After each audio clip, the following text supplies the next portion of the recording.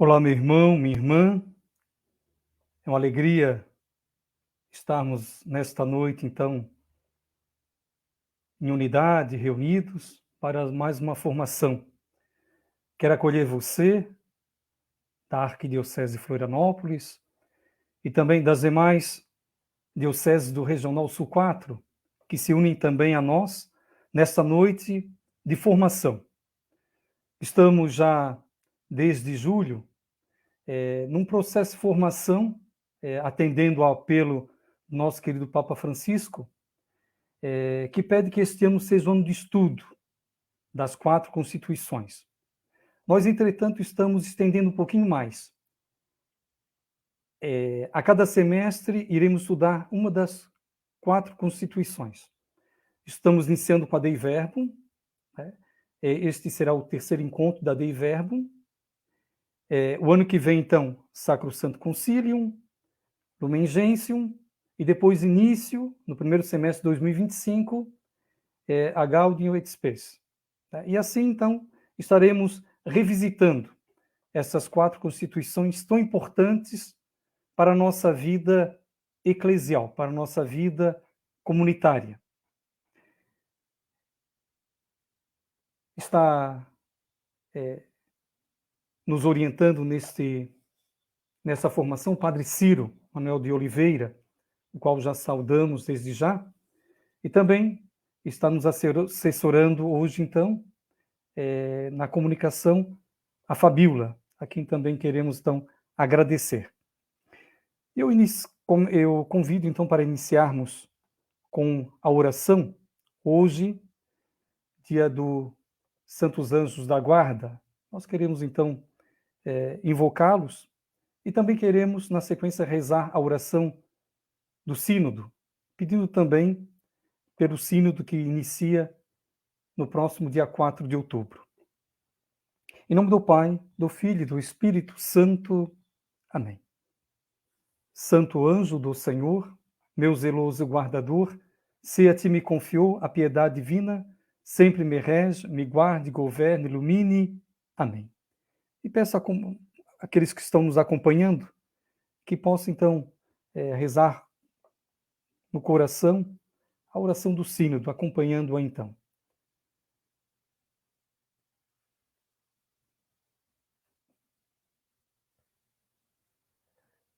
Aqui estamos diante de vós, Espírito Santo, estamos todos reunidos em vosso nome. Vinde a nós, assisti-nos, Descei aos nossos corações, ensinai-nos o que devemos fazer, mostrai-nos o caminho a seguir, todos juntos. Não permitais que a justiça seja lesada por nós pecadores, que a ignorância nos desvie do caminho, nem as simpatias humanas nos tornem parciais, para que sejamos um em vós e nunca nos separemos da verdade. Nós vos pedimos, a vós que, sempre e em toda parte, agis em comunhão com o Pai e o Filho, pelos séculos dos séculos. Amém. Em nome do Pai, do Filho e do Espírito Santo. Amém. Nós iniciamos, como eu falava, em julho, essa formação. Iniciávamos com a introdução do Vaticano II, a história e significado para a Igreja. Uma introdução preparada pelo Papa Francisco. Depois, então, iniciamos propriamente o estudo da Dei Verbum. Começamos, então, com o estudo da revelação como palavra de Deus, seguindo, então, o segundo fascículo dos cadernos do concílio. Na última live, nós tivemos, então, a tradição, e hoje, então, seguiremos com a inspiração. Então, queremos agora acolher o Padre Ciro. Boa noite, Padre Ciro. Boa noite, Padre Alcino. É com alegria que nós queremos, então, acolhê-lo e, desde já, também agradecer pela sua disposição em partilhar conosco um pouco daquilo, então, que a Dei Verbum nos apresenta a partir dos cadernos do concílio. A palavra é sua, Padre Ciro. Tudo bem.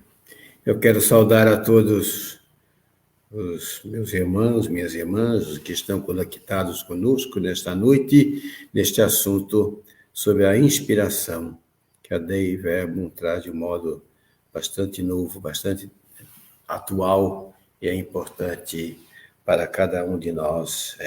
Então, o tema da inspiração é os números 11 a 13 da Dei Verbum. São só 3 números, mas que são até muito densos. E por que estão juntos o tema da inspiração e interpretação da Escritura?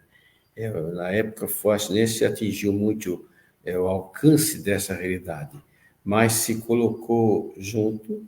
Não se falou muito da inspiração, porque é um mistério de Deus. Não se explica, sem mais nem menos, como é que Deus faz, age ou inspira. Mas vai se falar também da interpretação, porque é o leitor que vai ler a Escritura e vai se trazer esta presença de que a Escritura cresce com o leitor. Então, é importante juntos esses 2 dados, nesses números 11 a 13, conforme nós temos. Então, eu quero passar para... Então, a nossa temática, esse capítulo, nós temos 5 partes a apresentar. Primeiro é o vento do Espírito, porque é o Espírito, esse mistério da inspiração do Espírito Santo. Depois a questão da autoria, que é o autor humano e o autor divino, trabalhando juntos, em sintonia. Terceiro ponto é a inspiração mesmo em si. Depois, o 5º ponto, nós trataremos um pouco da salvação. Por que o Senhor veio ao nosso encontro, se revelou e inspirou toda essa vida na igreja, no mundo da sua palavra? Para a nossa salvação. Essa é a verdade da Escritura. Foi para isso que o Senhor veio ao nosso encontro. Para a nossa salvação e saúde, vamos assim. E no fim, então, se encerra com o tema da condescendência, para dizer que tudo é manifestação da misericórdia de Deus. Aquilo que o Papa Bento dizia, que na descida da Escritura, a palavra foi como que abreviada, a palavra enorme, imensa, que o céu não pode conter. Ela veio e chegou a nós, e principalmente em Jesus, que ele chamava de verbum abreviatum. Esse é um dado da Escritura. Então, são esses pontos que nós queremos ver nesta noite. Primeiro, a gente fala no vento do Espírito. O Poderoso Shekel dizia, e ele, esse padre, professor nosso, ele sempre dizia, e ele foi um dos redatores dessa parte do tempo do concílio, o homem deve receber o Espírito para poder compreender a palavra do Espírito. Ninguém vai compreender o Espírito de Deus, falar dele, mesmo de um modo muito limitado, sem o próprio Espírito que vem em socorro da nossa fraqueza. São Paulo mesmo diz, o Espírito vem em socorro da minha fraqueza. Vem com gemidos inenarráveis e eu tento transformar isso em palavras, dizia Paulo. Mas nós temos que estar em sintonia com o Espírito. Temos que sintonia. Essa realidade do Espírito Santo vem a nós com muitas figuras, porque é um tema do divino, do mistério. Por exemplo, a palavra pneuma, que em grego que é usado, em hebraico é ruach, que é a palavra feminina, que é vento, que é espírito. Em grego, que depois passa para o Novo Testamento, a palavra é o pneuma, que significa vento, respiração, significa hálito, sopro, brisa, fantasma também, espírito do homem e espírito de Deus. E não só, nós temos a imagem do pássaro, da pomba que voa, a imagem da água, tem muitos modos, são modos de se falar, comparações para falar da realidade desse mistério de Deus na vida. O interessante é que na Bíblia, o pneuma, ele está no início e no fim da Escritura.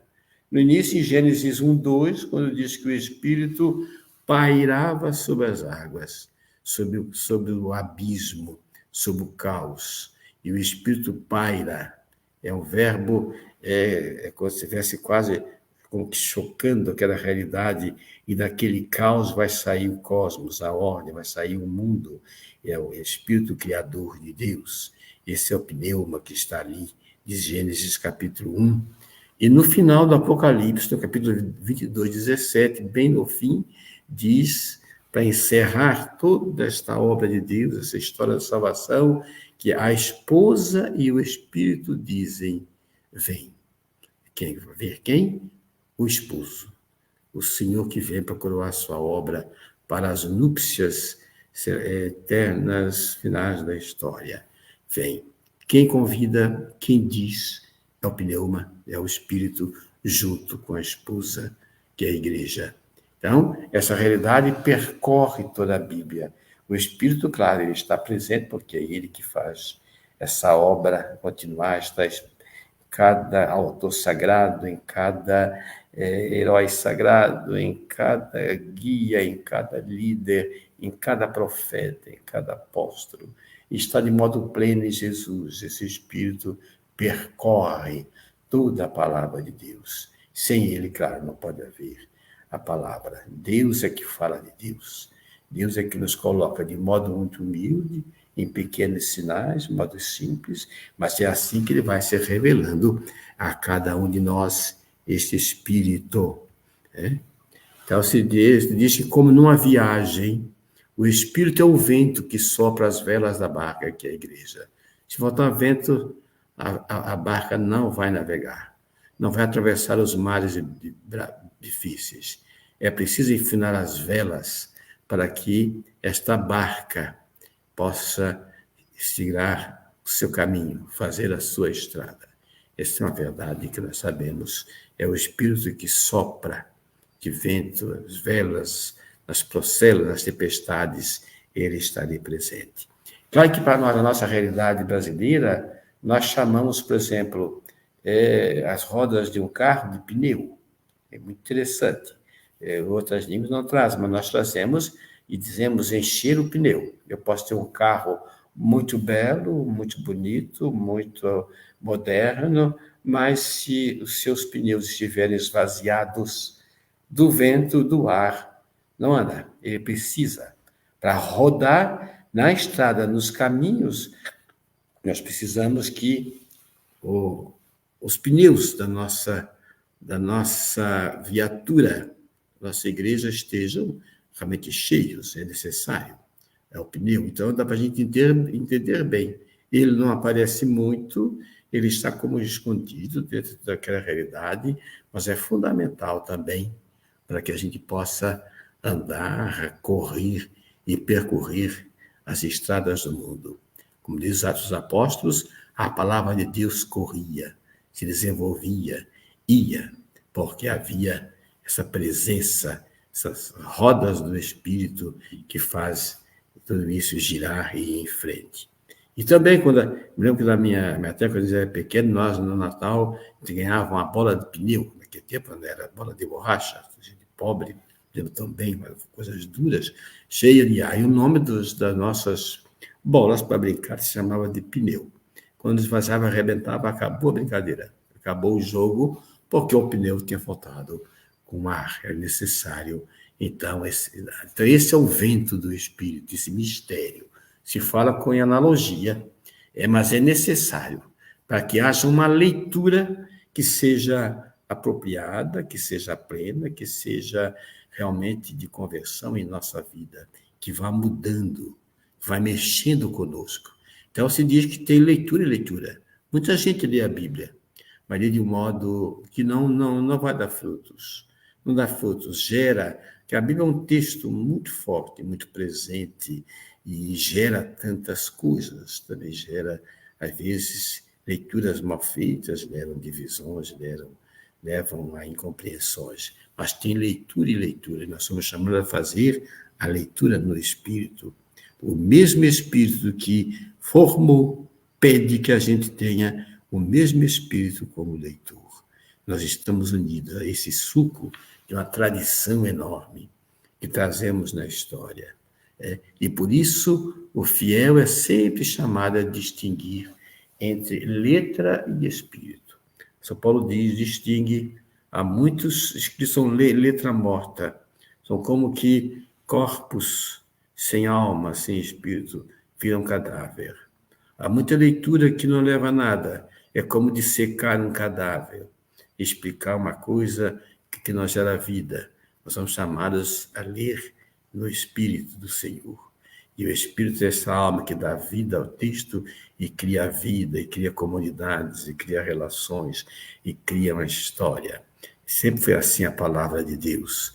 Então, nós sempre somos chamados a fazer essa leitura no Espírito, a distinguir entre letra e Espírito.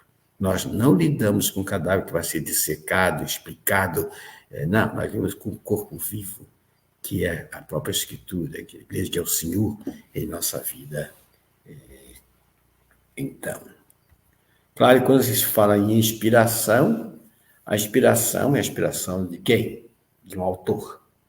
Então, Advérbio diz no número 11, leio aqui no texto, de modo que agindo neles e por meio, e por eles, melhor, transmitissem por escrito, como verdadeiros autores, tudo aquilo e somente aquilo que Deus queria. Essa frase é importante, porque aqui fala de autores. Um bom tempo na história da igreja, muito tempo, muitos séculos, se falava da autoria divina, claro, a Escritura é de Deus, e ele chamava pessoas para, como que, ditar suas mensagens, seu ensinamento, sua doutrina, sua palavra. O homem do bíblico era visto como um mero redator ou um compilador, marcado por um autor grande, importante, claro, o autor divino. Foi muito trazido na história essa temática. Quem é o autor da Escritura? A Advérbio vai reforçar um tema que tinha começado no começo do século, que não. São dois autores, o autor divino e o autor humano. E cada um dá tudo de si e trabalha nessa realidade da Escritura. E o autor humano vai ser é realmente respeitado em toda a sua parte, ao usar da sua criatividade, do seu gênero, da sua história, da sua situação.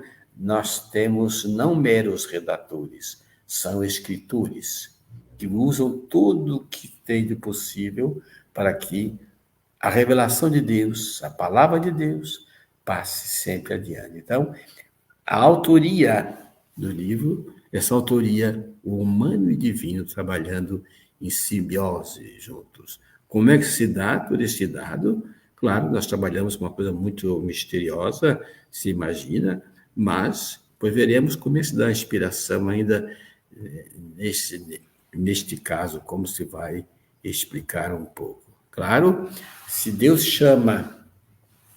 chamou tantas pessoas na história para serem os escritores, para colocar a palavra de Deus no mundo, então se diz que todos os que o Senhor chamou têm um carisma profético, porque falam profetas, falam em nome, uma palavra em nome do Senhor também.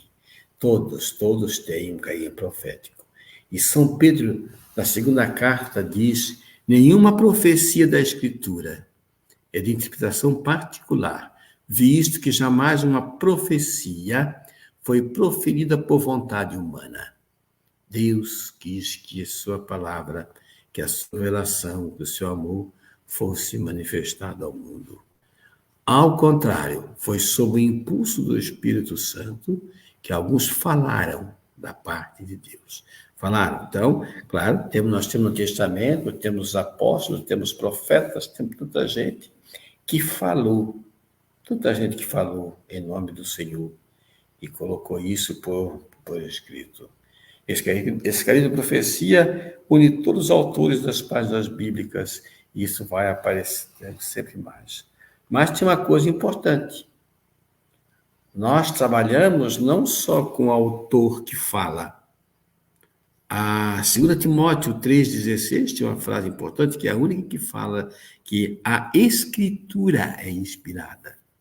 Não só o homem, o anunciador, o profeta, o apóstolo, ele é o inspirado de Deus e fala em nome de Deus e coloca as coisas de Deus do seu jeito, do seu modo.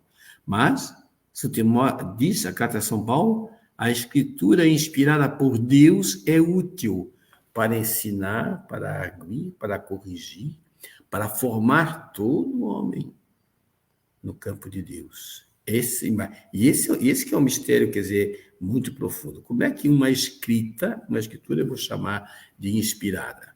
Falar alguém, uma pessoa de inspirado, é mais fácil a gente entender, a gente compreender. Mas nós temos essa realidade. É o único texto que nós temos na Bíblia que diz essa coisa bem clara. E as pessoas têm aqui escrito aqui na primeira linha, teopneustos, uma palavra difícil, rara, uma palavra única que aparece. Theo, de Deus, e pneustos. Foi traduzida como a escritura divinamente inspirada. São Jerônimo usa esse divinamente inspirada para traduzir esse texto para o latim. Aliás, Jerônimo foi desse dia sábado. Essa expressão ela é a melhor que ele encontrou para falar dessa realidade. E aí esse é um dos mistérios que nós temos importantes. Como é que um texto, um escrito, costuma ser inspirado? Essa é uma das realidades grandíssimas da Bíblia, da nossa história. Por quê? Porque esse carisma da profecia, ela vai impulsionar o autor humano a escrever o que o Espírito lhe comunica para os outros e não para si mesmo. Claro, a pessoa escreve, talvez em momentos muito difíceis, momentos muito duros, em momentos de crise. A Bíblia são textos que nascem principalmente em tempos de crise, de dificuldades, de dramas, que precisa de respostas, precisa se buscar a solução de muitas coisas e vem. Então, nós temos na Escritura sempre um horizonte comunitário. A Escritura foi escrita sempre, os textos bíblicos todos, para edificar a comunidade. Ninguém escreveu para si mesmo, para deleite próprio. E aqueles escritos que foram feitos na época, muitos outros evangelhos, às vezes muitos não passaram adiante, não foram tidos como canônicos, como inspirados. Por quê?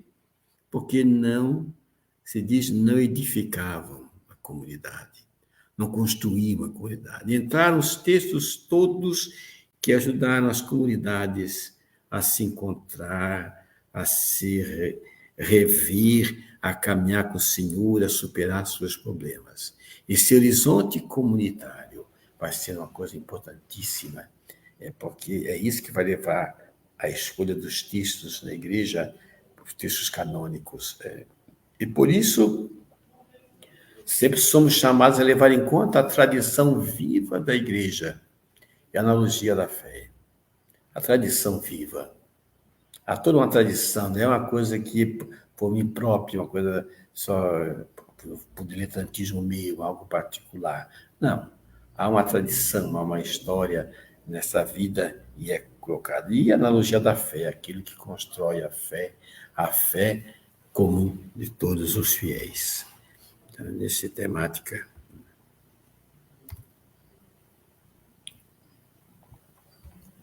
Desculpa. Certo. Então, nessa questão da autoria, o autor divino considera a Escritura na sua unidade. Nós temos uma Bíblia. A Bíblia é feita de tantos pequenos livrinhos. Em grego é biblion. Mas nós temos a Bíblia também no plural, a Bíblia. Uma variedade enorme de gêneros literários, de livros, de temas, de realidades, de nível, de profundidade, tudo está ali. Agora, no olhar divino, diz Adverbum, a Escritura é vista na sua unidade. É o livro de Deus, um jardim florido, variadíssimo, de tantas coisas o Senhor vai falando. Claro que tem muitos fios que unem esse texto bíblico. Na variedade dos textos, na variedade imensa dos textos que temos, há fios que costuram, emendam esses textos da história. Por exemplo, o tema da aliança, do começo ao fim. Essa aliança que Deus quis fazer com o seu povo. E isso percorre os textos. Chega até nós hoje, repetimos a nova e eterna aliança em cada missa. O tema do Messias, que vai ganhando sempre um peso enorme, a espera do Messias, do ungido de Deus, do Salvador de Deus. E isso vai unindo muitos textos. A questão da fidelidade, a fidelidade de Deus, fidelidade nada rompe, ela está, haja o que houver. O povo tem a experiência de que Deus é fiel. Ele não trai o seu povo jamais. O tema da promessa, as promessas, que vai expor ter o seu cumprimento em Jesus Cristo. A dinastia davídica, um tema riquíssimo. A profecia, e tudo isso se torna como que uma história da salvação. Há um ritmo, uma história que caminha, que percorre, que vai em frente. Nós somos bíblicos e a nossa história sempre joga para frente. Diz que o mito grego na Grécia é do eterno retorno. Vai e volta, vai e volta. É como o nosso ano vai passar as 4 estações, parece que começa tudo de novo. O céu volta às suas estrelas, nos seus lugares, a cada ano, nos mesmos locais. A história bíblica não. A história bíblica é uma história que avança, que caminha. Abraão sai da sua terra e nunca mais volta. Olha em frente, porque há um futuro que o espera. Há uma esperança que o anima. Assim o povo de Deus é Moisés. Assim é a história nossa. Nós caminhamos. E isso está na história da salvação, essa realidade tão provante. Então, essas correntes unem os dois autores, o autor divino e o autor humano. Cada um no seu específico, cada um na sua realidade. Deus age e respeita o humano totalmente. porque é Deus, ele respeita totalmente, para ele possa agir. Respeite e depois essa realidade vai aparecendo sempre mais. Então, ainda a questão da autoria da Bíblia. Sem o Espírito, a Escritura não se transforma em palavra de Deus. E essa transformação só é possível com a sua ação. Então, ao Espírito, a Escritura inspirada, ela vai se transformar de novo em palavra de Deus. Isso é obra do Espírito. Por quê? Quando você imagina que como é que começou a Escritura? Há um evento. Esse evento vai ser contado, recontado. Depois, um dia vai ser colocado por escrito. Depois, ele vai ser lido novamente. E se torna de novo uma vida, um evento. Assim é o Novo Testamento. A palavra de Deus dá essa realidade. Ela está na Escritura. Mas se eu não a abro, se eu não abro esse livro, e ele não vai ser retomado por mim, mexer comigo, com a minha vida, ele não vai fazer nada. Claro. A Escritura precisa para que seja a palavra de Deus e transforme-se nessa realidade da minha ação. E é o Espírito Santo que vai agir. Por isso que hoje se diz, nós veremos melhor ainda mais à frente, de que a inspiração não é só do autor sagrado lá do começo. A inspiração está presente no leitor. Por isso tem que ler a Escritura no mesmo espírito como ela foi escrita. Porque se eu não leio, o que é que faz? A obra de Deus. Se eu não a escuto, ela não trabalha em mim, o que vai ser? O livro se torna um depósito de ácaros, de traça, fica na prateleira, não cria vida. Por isso que para nós a liturgia é fundamental, porque é o lugar especial de ouvir essa palavra. É o lugar onde o Espírito vai comparecer com força, iluminar a nossa vida e vai mexendo. E São Gregório Magno dizia que a Escritura cresce com aquele que a lê. Ela vai crescendo, ela vai formando o seu leitor. Se eu me interesso por ela, ela se encarrega de me formar. Quantas pessoas que conhecem poucas letras, mas atentas na leitura da palavra, vão mexendo a sua vida, vão colocando, ela vai trabalhando. Por isso, precisamos desse Espírito, porque nela a Escritura vai trabalhar a liturgia. E São Gregório Magno dizia também a mesma coisa. Se eu nem me preocupo muito, ele diz no texto, você sabe, se é bom, você podia ler, em preparar a minha homilia, ele diz no comentário Ezequiel, porque quando eu estou diante de vocês, minha comunidade, ao estar com vocês, unidos nós estamos no Espírito Santo, ele vai fazer surgir coisas maravilhosas. E tantas pessoas, todos os homens de Deus foi assim. Tantos homens, São João Crisóstomo, quando falava, vinham as novidades tão grandes que o pessoal ficava jogando para cima todas as coisas, uma festa enorme, maravilhosa. São Francisco de Sales, uma palavra fundamental, que surgia nas suas prédicas, porque ele sentia a presença do Espírito frente ao povo de Deus, lendo, comentando, atualizando, trazendo a Escritura. Isso para nós é fundamental, porque a Escritura cresce em você, à medida que você a tem presente na sua vida. Porque quem lê a Escritura, unido à igreja, com você, e quer trabalhar com ela, ela vai te formando. Ela vai te formando. A união entre o Espírito e a Escritura nos dá a transformação da letra em palavra e da palavra em evento. Claro, aquela letra, se torna a palavra e se torna um evento na minha vida. Isso aqui fez surgir o Novo Testamento, a comunidade lendo a Escritura, passando com Jesus, meditando sobre Jesus e lendo o Antigo Testamento, essa leitura dessa letra do Antigo Testamento se torna uma palavra, que é a palavra mesmo, e se torna o evento Jesus na vida de cada um, e vai formar um novo texto. É isso que vai formar o Novo Testamento. Isso continua a realidade da palavra de Deus em nossa vida. Porque a Escritura precisa que a gente leia em comunidade, para o povo. A unidade da Escritura é a unidade do povo. E o povo, sem a palavra de Deus, é incapaz de reencontrar a unidade.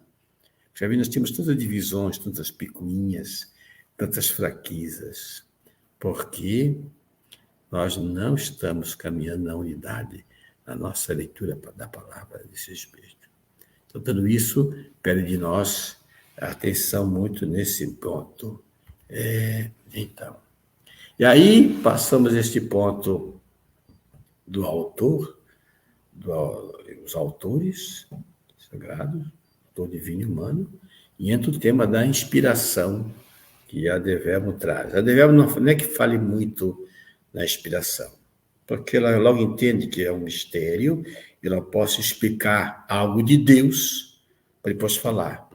Então, ela vai notar que, na medida que eu vou me entretendo com a palavra, ela vai me ensinando também o que é ser inspirado pelo Senhor.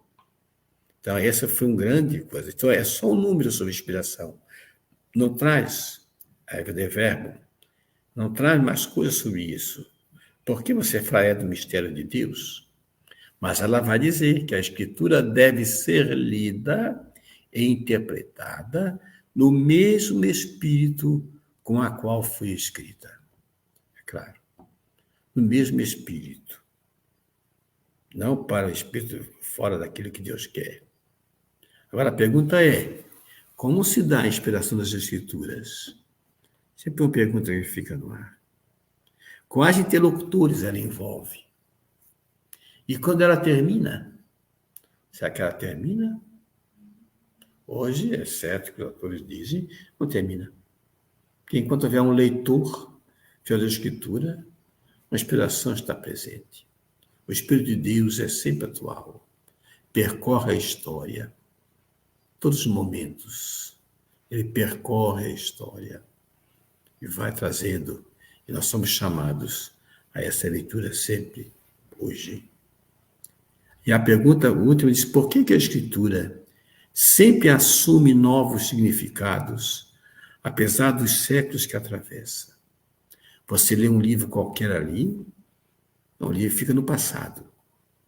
E por que você lê esse livro? Nós lemos sempre, sempre, sempre.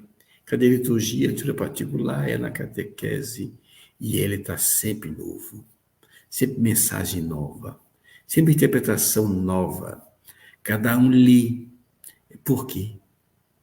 Essa é uma pergunta. A palavra de Deus, a Verbum Domini, documento que saiu em 2010, diz, ela tem uma contemporaneidade. Ela é sempre contemporânea. Por quê? Porque tem um leitor que lê que é contemporâneo. Ela vai te contemplar. É um mistério, porque são textos perversos tão simples, tão humildes, e, no entanto, são textos que são sempre atuais, que respondem sempre a questões atuais.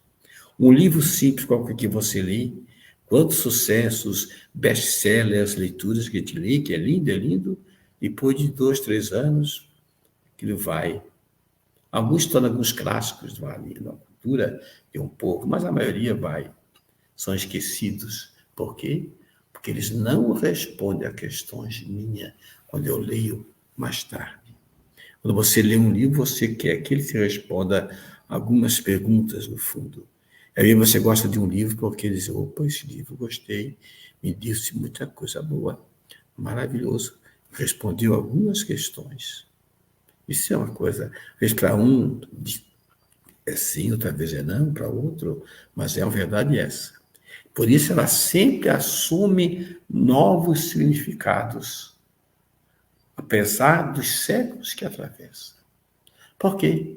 Porque ela sempre tem um leitor novo, que abre, que faz ela falar. Porque se não é aberto o livro, Para que serve? Então, este é o dado. Essa é a importância do leitor cristão, do ouvinte cristão da palavra. A audição com fé, com amor. Porque a inspiração se dá em você. Se você lê a Escritura no mesmo Espírito que ela foi escrita. Tem que crer que o mesmo Espírito que iluminou, que inspirou um autor há 2.500 anos atrás, é o mesmo que está presente hoje, em cada leitor. Ligado à igreja, na unidade sempre. Não há leitura solitária. A leitura sozinho. Eu preparo o texto e gosto, claro, sou da lei a preparar. Mas leitura solitária, que se desliga da comunidade, da vida da igreja, ela não vai gerar novidade nem frutos, como se espera. Então, a inspiração tem se dado. E na inspiração, há 3 vetores que vão trabalhar. Inspiração, 3 vetores, já falamos um pouco antes. A Bíblia vê a união de 3 intenções ou inspirações geradas pelo Espírito. No texto bíblico, nós temos 3 realidades dialogando: do autor, do texto e do leitor. Até um tempo atrás, só se via a questão do autor. Quando a gente, até 50 anos atrás, por exemplo, a pergunta nos estudos bíblicos era: quem é o autor? O que queria o autor? Como viveu o autor? Qual era a intenção do autor? Era assim, os livros todos que tem Bíblia por aí, estudos, buscando situar o texto, e tem a arqueologia, os estudos todos, é uma busca incessante do autor. Depois, que aconteceu? A ciência da linguagem, a filosofia da linguagem foi crescendo, a hermenêutica, e o que se notou? Disse, não, o autor viveu há 2.000 anos atrás, mas quem está batendo em mim, me desafiando, é o texto. Está aqui na minha presença. É com ele que eu estou me debatendo. A Escritura, aí se vê a atualidade daquela frase bíblica que não se entendia muito, de 2 Timóteo. A Escritura inspira, a Escritura, não a palavra, a Escritura inspirada por Deus, ela é útil, porque o texto, então, se estuda muito a questão do texto por isso, e vai se dizer, o texto, então, é inspirado, porque ele recebe o Espírito ali, vai morar naquele texto também, não sofre, não está fixo, mas passa por ele. E o leitor, a última fase que tem nos estudos bíblicos é a questão, a inspiração, que eu falei, do leitor. Que é o leitor que vai abrir o texto. É o leitor que faz ele falar. E ele vai falar em cada fiel que é ali. Isso tudo, hoje chegou a esse ponto, mas há devemos atrás. Nós já vimos que ela devemos colocar o número 11, 12 e 13 juntos, colocou no 11 a inspiração e no 13 a interpretação. Quer dizer, o leitor que interpreta o texto. E vai sempre colocar junto. Porque se não tem um leitor que recebe o texto, que lê o texto, que interpreta o texto, e torna ele vive na sua vida e na comunidade, o que vai ser do texto. Então, esses 3 vetores são fundamentais. Mas hoje, o forte dessa questão está no leitor. Isso é belo porque diz, é o leitor. É a Bíblia na mão do povo de Deus. É a Bíblia na mão, e esse leitor é inspirado. Nós somos chamados, basicamente, ler nos grupos, ler em comunidade, ler em unidade com a igreja, ler para o bem do povo de Deus. Ela vai fazendo maravilhas. Se ela já fez tantas maravilhas, quando esse livro estava aqui como que escondido do nosso leitor católico por séculos, imagina daqui para frente. Vai fazer muito mais, porque o nosso futuro é a palavra lida, interpretada, amada. Essas 3 intenções trabalham justamente na de verbo. É muito importante. Não é que ela explicita muito lá dentro, Advérbio, quando trata desses temas, é com muito respeito, muito devagar, porque são coisas muito misteriosas. Como é que se dá, como é que funciona, são coisas divinas também, mas está ali. E cada vez mais vai ganhando força e explicitação. Então, é grande. Então, esse é o dado que temos, então. Então, advérbio 12, veja só, que eu já repeti o que eu disse antes, coloca a inspiração do autor humano com a inspiração do leitor. Ótimo. O autor, o leitor. Claro que hoje tem gente que diz assim, não me interessa mais o autor primeiro. Se o texto chegou até mim, o que me interessa é o autor de 2000 anos atrás. Nós dizemos, não, esse autor não é qualquer um. Também tem um autor divino que está ali, que trabalhou naquele texto ali, autor divino. Então, nós estamos ligados a esse autor divino. Senão, vamos entrar na interpretação ilimitada. Não, temos sempre um dado a estar unido, estamos unidos a esse autor divino. Né?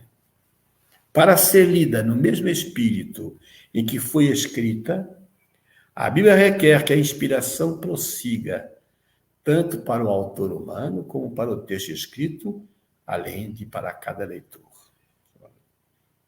Então, depois vai se falar no sensus plenior, porque como é que o texto tem significado aqui, antes não imaginava isso, agora o texto fala, e a pessoa diz, mas o texto não está falando essas coisas, porque ela tem um sensus plenior maior, mais plenitude. O significado mais amplo e mais pleno vai ganhando terreno desse texto maravilhoso que é o texto da Escritura na vida da igreja. Então, Pita diz, uma vez produzido um texto é como um filho. Ele cresce até andar por conta própria e vai entrar em relação com novas realidades. Ele cita o exemplo do Cântico dos Cânticos. O dos Cânticos é o último texto que entrou na Bíblia do Antigo Testamento, com certeza. Já quando ele entrou, já era bem depois da morte de Cristo. Os judeus, até o tempo de Cristo, a terceira parte era ainda muito, se diz, muito maleável, não estava fixada ainda. E por que entrou o Cântico dos Cânticos? É um canto de amor. Alguns dizem, o Cântico dos Cânticos pertence à literatura erótica da humanidade. É um dos textos eróticos, dizer, é uma canção de casamento e é uma linguagem muito humana, é uma coisa fantástica, Cântico dos Cânticos. Quando esse cântico era para entrar, quem decidiu o último foi Rabi Akiba. Rabi Akiba é um santo do mundo judeu, foi em 1135 torturado pelos romanos.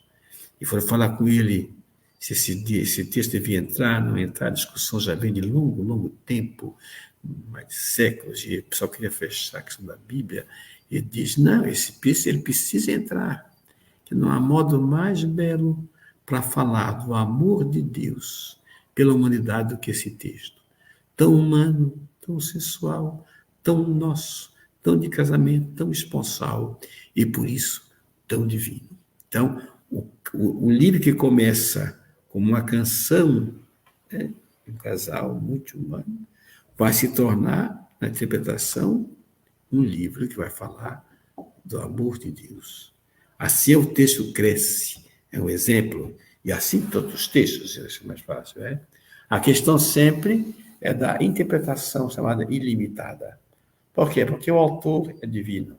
Que hoje você vê, tem textos que dizem a leitura infinita da Bíblia, a leitura ilimitada da Bíblia, cada vez surgem umas coisas. Não, também não se pode sair fora de alguns parâmetros que sempre nos coloquem em união com o autor sagrado e o autor inspirado.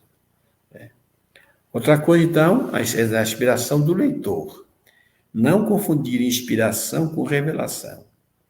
Que alguns dizem, não, a revelação já atingiu o seu ponto máximo em Jesus. Nós não teremos mais nenhuma revelação nova para a nossa fé. Para vir aparições magníficas, coisas grandiosas, não vai ter novidades na questão da revelação. Pode ter inspiração que me ajuda a interpretar melhor sempre aquilo que foi revelado. A revelação atingiu seu ponto máximo em Jesus. Em Jesus. E Jesus na cruz. É o ponto máximo, o mais distante e difícil da revelação, em que o humano aparece na sua fraqueza, nas suas fraquezas, a cruz inventada para fazer o homem sofrer, e Deus, nesse sofrimento, ele entra com todo o seu amor e redime a humanidade. A revelação está toda em Jesus. Ele é o máximo, ele é, São Paulo diz, ele é o pleroma, é a plenitude de tudo. Nada passa. Mas, então, às vezes alguns confundem a revelação. Não, revelação terminou. Com Jesus, já está tudo feito. A nós cabe interpretar essa revelação. E para isso o Senhor nos inspira. Porque a revelação tem que ser interpretada, relida, atualizada, trazida para o hoje. E quem faz isso é o leitor cristão que lê os textos de revelação da Escritura e atualiza. Como é que vai fazer isso? Com a ajuda do Espírito Santo. Claro, ele que vai inspirar. E por isso Gadamer dizia, tem que ter uma fusão de horizontes entre o autor e o leitor por meio do texto. Esta ponte que vai gerando vida, que é essa ponte que é onde passa a palavra para o mundo. Nós recebemos a palavra não para nós, não. A igreja não recebeu a palavra para si, ela recebeu a palavra para o mundo. Há pessoas que precisam que eu seja aquela que leva essa palavra, que seja instrumento da palavra. Paulo diz isso com tanta clareza. Eu sou instrumento dessa palavra e que ela use de mim para chegar naquele que sofre, no abandonado e tantas coisas importantes. Essa é a realidade desse texto inspirado na nossa vida cristã. Então,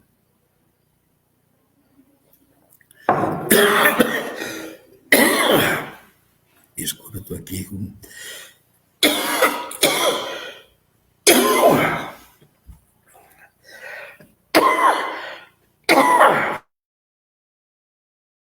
Desculpa.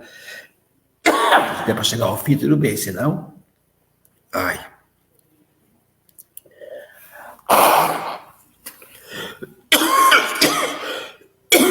Então, chegamos ao tema da salvação.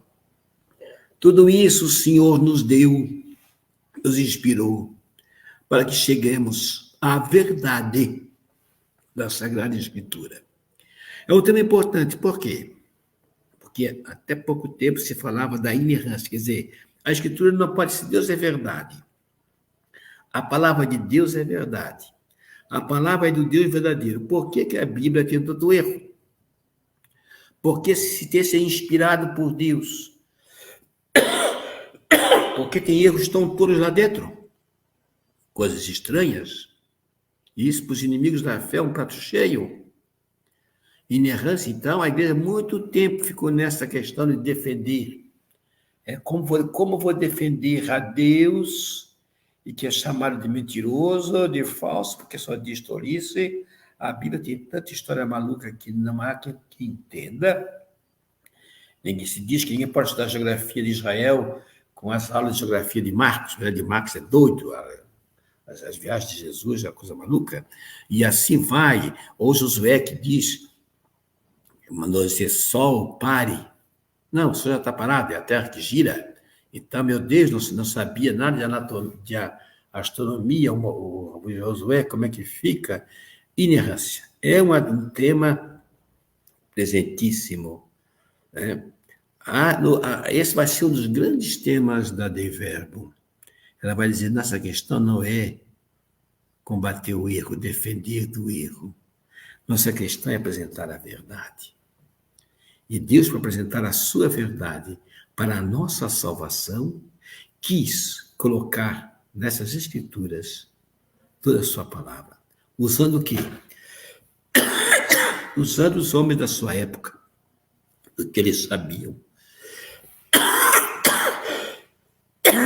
do que eles podiam colocar. Assim, você muda o diapasão, muda o foco. Nós não ficamos na defensiva, nós ficamos numa ofensiva de apresentar a verdade, que é mais forte do que o negativo. Hoje, quem critica a Escritura usa muito ainda essas coisas, mas para nós não interessa mais. A igreja não fala mais em inerrância, ela fala em verdade. Nós temos uma verdade a dizer, grande, poderosa, verdade que é Jesus. E o Senhor usa dos meios possíveis, respeitando cada escritor sagrado, do que ele sabe de como enfrentar a vida, o seu conhecimento, para chegar a dizer a verdade. Tempo desse eu li um autor que diz assim: comece, se Deus sabe tudo e é tão verdadeiro, por que na Bíblia não tem o tema da nanotecnologia? Está na Vale, historice. Deus respeitou cada época. É a verdade que ele veio nos dizer. A verdade que é Jesus para a nossa salvação. Santo Agostinho dizia, Deus não nos ensinou como é o céu, nos ensinou como se vai para o céu. Dá um caminho. O Engalhego ali dizia a mesma coisa. É preciso ter isso presente. Mas ele foi escrito todo esse texto para a nossa salvação, para a nossa saúde, que é o fim último da Sagrada Escritura. É para isso. Então hoje nós vivemos um mundo de medo. Nós estamos, quando não conhecemos pouco a Escritura, vemos um medo, a defesa da coisa. Não, nós só temos uma verdade a dizer. Uma verdade maravilhosa. É como tem gosto sempre de contar, do mito lá de Ulisses, das viagens de Ulisses, chega na ilha das sereias encantadoras. E aí, quem escutasse as sereias, diz o mito, eu enlouquecia, se matava. Ulisses faz o seguinte, ele enche os ouvidos dos seus marinheiros de cera para não escutar as sereias cantar, e ele se faz amarrar no mastro do navio para escutar o canto sem se afogar nas águas, sem enlouquecer, e enfrenta. Quando as sereias viram que ele enfrentou o seu canto e passou com vida, elas se afundaram nas águas. Por quê? Porque o canto de Ulisses era mais forte. Aí veio o canto de Orfeu. Orfeu veio e cantou num canto melhor do que das sereias. E por isso elas se afogaram. Nosso canto é muito melhor que o de Orfeu. Nosso canto é o Evangelho, a palavra de Deus, no mundo que a gente mora, que a gente habita. E é isso que diz Adverbo. Foi para a nossa é a verdade da salvação que o Senhor quis nos ensinar. Mas quem é que pode abrir esse livro da salvação de modo pleno? Claro que é Jesus. Apocalipse diz: quem pode abrir o livro fechado com 7 selos? É o Cordeiro imolado, que passou pela cruz. Ele tem a chave. Jesus é a nossa chave de leitura da Escritura. É Ele que nos abre a Escritura e nos apresenta. Não há outro. Só Ele é que nos dá essa realidade, essa verdade. É Ele que nos apresenta de modo pleno todo o sentido, todo o significado da história, da sua salvação. É Ele que coroa tudo. É o Senhor que é a verdade plena desse caminho. Então, Ele é que abre todo esse nosso dado importante. Então, chegamos no nosso final, desculpe isso aqui, com o tema da condescendência. Quando é descer com. Em grego, sikatabasis. Aqui estava na leitura desse domingo, se lembra? Domingo, a segunda leitura do domingo agora foi Filipenses 2. Ele que era de condição divina, não se apegou a essa suprema honra, essa perfeição, mas se esvaziou e veio até e assumiu a condição humana. Tudo isso, essa descida da palavra, que é compartilhar rumo à humanidade, que ela alcança, se dá por condescendência divina, porque ele é misericórdia, ele desce, ele vem até nós, ele se torna um de nós e assume essa realidade, porque só por amor, só por condescendência, dizia São João Crisóstomo, que vai criar essa palavra, lendo Filipenses 2, 6 a 11. Ele se esvazia de tudo e se torna. Mas, claro, né, é uma descida solitária. Sempre é o Espírito que vem, porque onde está o Senhor, está o seu Espírito. É Ele que vem, Ele é a alma, Ele vai dando e vai entrando na história. É por condescendência, por misericórdia, numa humilhação de Deus realmente. Que esse ato é um ato humilhante para Deus, que perde para Jesus, que perde o seu céu e se vem e se torna um de nós, por condescendência. Essa palavra que entra nas nossas palavras humanas. Quando no concílio, o Cardeal Neófitos, da Igreja Ortodoxa, ele diz que, assim como na Eucaristia, eu uso das espécies de pão e vinho apresentar ao Senhor, coisas tão humanas, tão frágeis, tão pequenas, mas tão vitais. Também a palavra humana usa as espécies, também a palavra divina usa as espécies da palavra humana para entrar em contato conosco. A grande palavra de Deus, a infinita palavra de Deus do mistério, ela se aperta e se torna em membro da nossa palavra. Isso é condescendência, só por amor, que é um ato de uma violência extrema da divindade para consigo mesmo, para estar consigo. Ela apequenou-se, dizia o Papa Bento XVI. Ela se tornou tão pequena, a grande palavra, entra nas nossas palavras humildes, da palavra humana. Esse é o dado. Essa palavra, claro que ela é eficaz, ela vem ao nosso encontro, condescendência, essa palavra que é inspirada, claro que a marca dela na Escritura é a eficácia. A primeira qualidade da palavra de Deus é eficaz. Eficácia. Ela vem ao nosso encontro e se torna, e ela não perde a viagem. É como a chuva, não volta a ser ter produzido o fruto que desejava. Diz o Isaías 50, 10 a 11. O nosso mundo é um mundo da eficiência, se diz. A técnica é eficiente. A palavra diz é eficaz. A eficiência tem pouco alcance, mas a eficácia vai longe. O Senhor não perde a sua viagem. Vai caindo, mas vai encontrar alguém que vai assumir como na terra fértil, onde ela possa produzir. E ela realiza essa palavra, a inefável benignidade de Deus.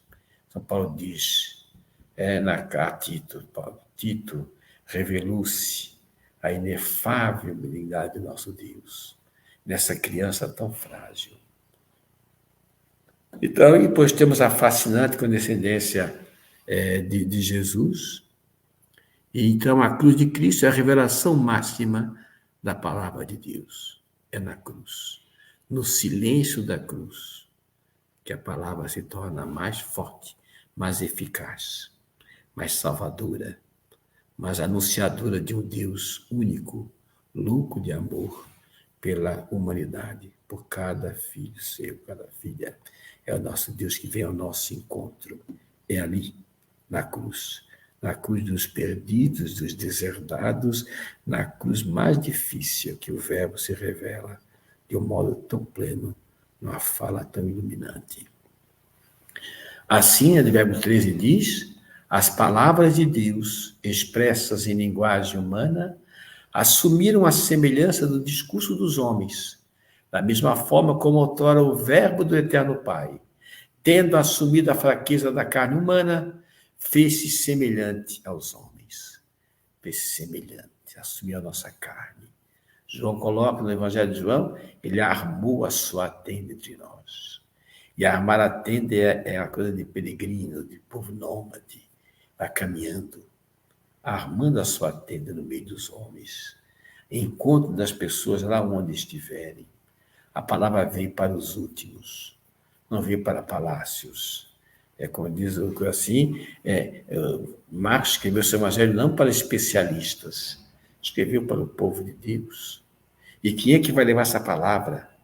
É você, leitor, inspirado por Deus, homem de fé, mulher de fé, que somos nós que temos que levar essa palavra, interpretá-la e torná-la vida no povo de Deus. Obrigado. Terminei.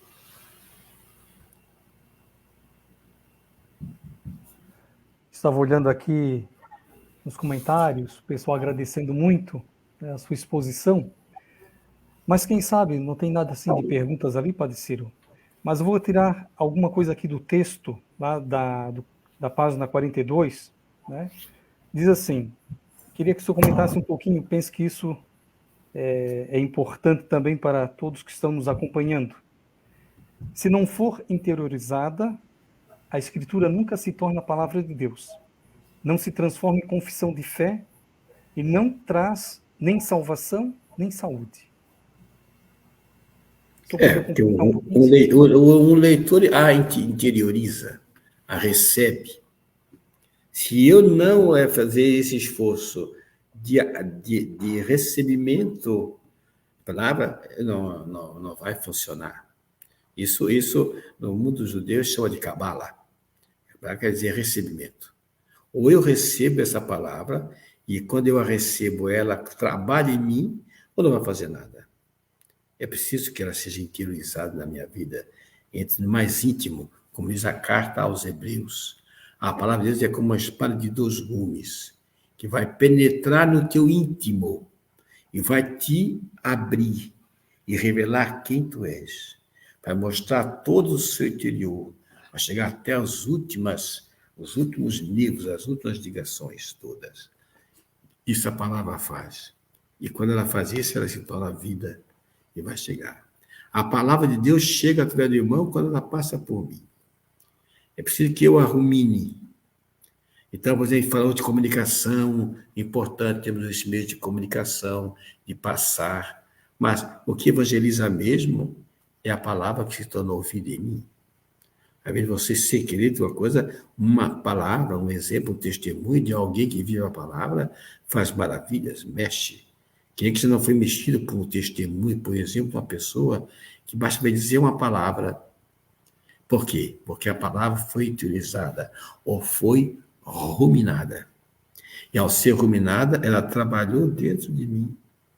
A oferta, ontem falava aqui nós seminaristas, esse livro costumam um livro chamado, se alguém viu o livro de Eli, eu acho que é um livro de Eli, um filme, que eu acho por isso, porque no final é uma história meio escabrosa, de que houve uma bomba na humanidade, só sobrou um homem que sabia de cor a escritura. Mas ele era violento, ele era um atirador, ele era uma coisa tremenda. Eu disse, não pode. Não pode. Um livro da escritura, se eu a recebo e ela vai trabalhar em mim, ela vai trabalhar primeiro a mim. Porque a palavra só chega ao outro ruminada em mim para chegar no próximo. Sempre. Sempre. Porque senão ele não chega. Ela tem essa força, essa graça de mexer conosco. Isso é um dado claro. Tudo bem, obrigado.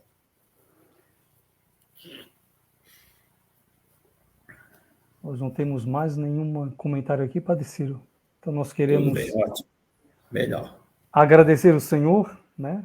E também melhoras, né, pela sua seu Eu estou com resfriado aí. cigarrotinho, vai me matar. Desculpem. Não, foi tranquilo, Padre Ciro, muito bom. E também queremos parabenizá-lo, né? O senhor também, na última semana, completou mais um ano de ordenação. Foram quantos anos mesmo, Padre Ciro? Eu celebrei lá no Macacu, na Areia do Macacu, 44 anos de padre. 44. Parabéns, Padre Ciro. Não, obrigado. Beleza. Eu escolhi essa data por causa de São Jerônimo. Eu queria, para mim foi uma descoberta a palavra de Deus. Essa filosofia muito difícil, muito enjoada. A descoberta da palavra de Deus foi uma luz. Aí, em homenagem a Jerônimo, né, nosso padrinho da Bíblia, escolhi a data da minha primeira missa de São Jerônimo, dia 30. Pois é. Tudo bem, Bonito, Padre obrigado. Ciro. Muito obrigado, Padre Ciro. Ok, Também obrigado. queremos agradecer a Fabíola que nos acompanhou na assessoria de comunicação e também todas as pessoas, né, todos os irmãos e irmãs que nos acompanharam nesta noite, de ali de diversas dioceses, né? As nossas 10 dioceses do Regional Sul 4 estavam conosco nesta noite, né? Acompanhando, então, essa bela explanação do Padre Ciro. E lembro, então, que nós teremos a nossa última deste ano, que será no dia 6 de novembro, né? A primeira segunda-feira de novembro estaremos aqui para o quarto livreto da Dei Verbum, né? Continuando a temática, que será justamente a Sagrada Escritura na vida da Igreja. Né? E que todos nós somos convidados também a acompanhar. Aqueles que, porventura, começaram a nos acompanhar hoje, poderão assistir as lives anteriores, né? Que ajudarão muito também essa dinâmica de compreender um pouquinho a Dei Verbum. E também quero lembrar que a Dei Verbum é muito fácil a gente acessar, né? Basta colocar Dei Verbum e ali você vai ter o texto completo, né? Para poder aprofundar um pouquinho o texto em si, né? Que ajuda muito a compreender um pouquinho também essa dinâmica nova que o próprio Vaticano II, então, apresentou para nós, né? Nesse contato novo com a palavra de Deus, tendo a palavra de Deus muito presente na nossa vida, procurando realmente transformá-la em atitudes concretas na nossa vida. Então, eu convido, então, a rezarmos juntos. Muitos conhecem, né? Eu convido a rezarmos a oração de São Francisco, né? Já que dia 4 agora estaremos celebrando também o dia de São Francisco de Assis. Muitos conhecem a oração Senhor, fazei-me instrumento de vossa paz. Então, com ela, vamos concluir o nosso encontro. Senhor, fazei-me instrumento de vossa paz. Onde houver ódio, que eu leve o amor. Onde houver ofensa, que eu leve o perdão. Onde houver discórdia, que eu leve a união. Onde houver dúvida, que eu leve a fé. Onde houver erro, que eu leve a verdade. Onde houver desespero, que eu leve a esperança. Onde houver tristeza, que eu leve a alegria. Onde houver trevas, que eu leve a luz. Ó Mestre, fazei que eu procure mais. Consolar que ser consolado. Compreender que ser compreendido. Amar que ser amado. Pois é dando que se recebe. É perdoando que se é perdoado. E é morrendo que se vive para a vida eterna. São Francisco de Assis, rogai por nós. Que o Senhor nos abençoe e nos dê uma boa noite. Em nome do Pai, do Filho e do Espírito Santo. Amém. Amém. Obrigado, Padre Ciro. Uma boa noite a todos. Um abraço. Obrigado por tudo.